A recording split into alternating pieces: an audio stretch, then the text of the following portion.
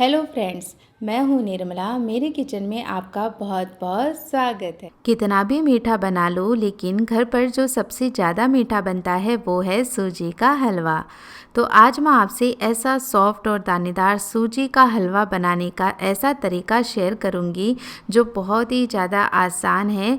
क्योंकि कई बार क्या होता है कि सूजी का हलवा बनाने में तो बहुत आसान लगता है, लेकिन यदि कुछ बातों का ध्यान ना रखा जाए तो सूजी अच्छे से पकती नहीं है, हलवा देखने में एकदम सफ़ेद दिखाई देता है या वो बहुत ही ज़्यादा स्टिकी लगता है।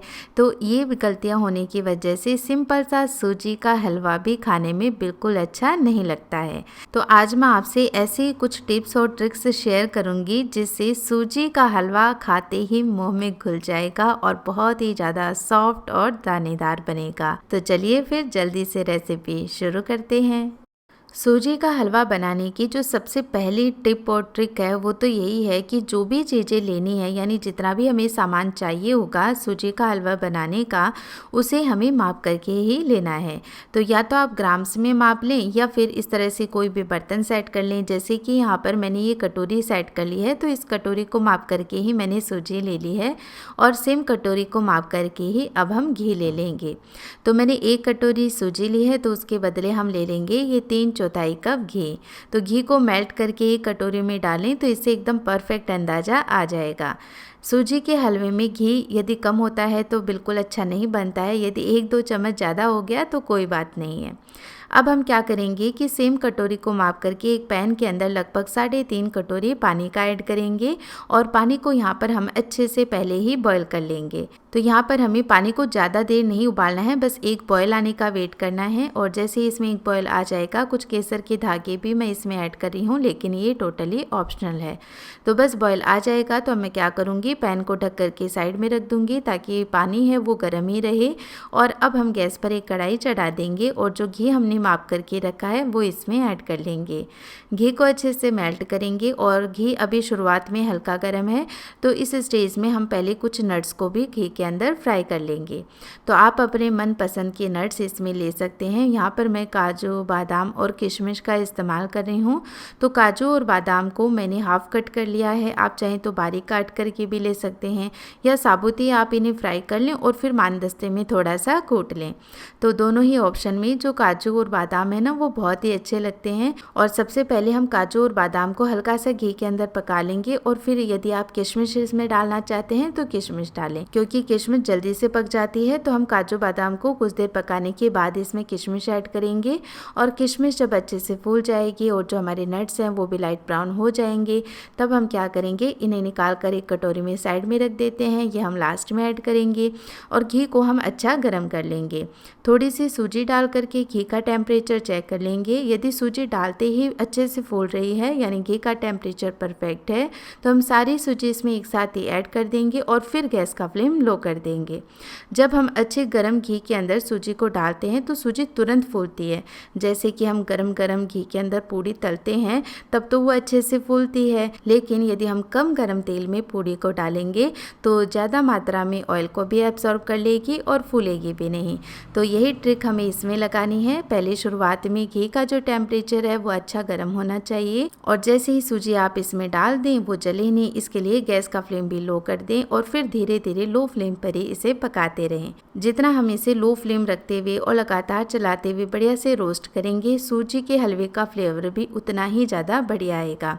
जो सूजी का हलवा होता है वो बहुत ज़्यादा डार्क नहीं होता है देखने में आटे के हलवे की अपेक्षा। तो जैसे ही आप देखेंगे कि सूजी ने पूरा घी रिलीज़ कर दिया है, साथ ही इसका जो कलर है ना वो अच्छा गोल्डन हो गया है, तो हम क्या करेंगे, इसके अंदर जो पानी हमने बॉईल करके रखा था वो भी ऐड कर देंगे। और जैसे ही थोड़ा सा पानी डालें तुरंत एक बार कढ़ाई को ढक दें, क्योंकि इसमें बहुत छींटे आते हैं, क्योंकि सूजी भी काफ़ी गर्म है, ऊपर से पानी भी गर्म है। लेकिन हमेशा गर्म पानी का ही इस्तेमाल करें हलवा बनाने के लिए। इससे जो सूजी का हलवा होगा ना वो बहुत ही अच्छा दानेदार बनेगा और दूसरे की कुकिंग प्रोसेस भी स्लो नहीं होगी। तो इस तरह से अब एक साथ ही हम सारा पानी डाल देंगे और तुरंत एक बार कढ़ाई को कवर कर देंगे, ताकि पानी डालने से जो इसमें स्टीम बनी है वो अच्छे से सूजी को फुला दे। और थोड़ी देर बाद हम कढ़ाई का ढक्कन हटाएंगे, एक बार इसे मिक्स कर लेते हैं और इस तरह कढ़ाई को ढकते हुए और बीच बीच में चलाते हुए मैं सूजी को अच्छा फूलने तक पका लूँगी, या जब तक ये अच्छे से पानी को एब्जॉर्ब ना कर ले तब तक इसे पका लें। तो थोड़ी देर में आप देखेंगे कि सूजी ने सारा पानी एब्जॉर्ब कर लिया है और ये कढ़ाई को भी छोड़ने लगा है। तो इस स्टेज पर हम इसमें चीनी भी डाल देंगे। तो यहाँ पर मैं 1 कटोरी चीनी का इस्तेमाल कर रही हूँ, और यदि आपको कम मीठा पसंद है तो कम चीनी का इस्तेमाल करके भी आप हलवा बना सकते हैं। अब जैसे ही आप इसमें चीनी डालेंगे तो चीनी भी पानी छोड़ेगी, तो उसे भी हमें अच्छे से पकाना है।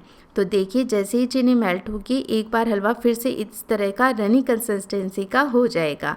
तो कोई बात नहीं है, एक बार अच्छे से मिक्स कर लें और फिर कढ़ाई को कवर करते हुए फिर से इसे पकाएं। तो धीरे धीरे चीनी मेल्ट हो जाएगी और सूजी इसे अच्छे से एब्जॉर्ब कर लेगी। तो इस तरह से बहुत ही अच्छा दानेदार और बढ़िया हलवा बनकर के तैयार होता है। इसमें ना ही हलवा एकदम स्टिकी रहता है, अच्छे से पक भी जाता है, साथ ही कई बार चीनी का कच्चापन हमें हलवे में लगता है तो वो भी नहीं लगता है। तो बस लास्ट में मैंने इसे अच्छे से मिक्स कर लिया है और आप देख ही सकते हैं इसमें से घी भी रिलीज़ होने लगा है, साथ ही ये कढ़ाई को भी छोड़ने लगा है। तो बस ये अब बन करके तैयार है। लास्ट में फ्राई किए हुए जो नट्स हमने रखे थे वो इसमें ऐड कर लेंगे, और फ्लेवर के लिए मैं इसमें थोड़ा सा इलायची पाउडर भी ऐड कर रही हूँ, और बढ़िया से इस हलवे को मिक्स कर लेंगे। कभी भी सूजी के हलवे को बहुत ज़्यादा ओवर कुक नहीं करना है, वरना फिर क्या होगा कि वो ड्राई होने लगेगा। तो इस तरह से देखिए कढ़ाई छोड़ने लगे, घी भी इसमें से सेपरेट हो जाए, तब तक आप इसे पका लें। फिर हमारा ये गर्मा गर्म सॉफ्ट मेल्ट इन माउथ हलवा बन करके तैयार हो जाता है।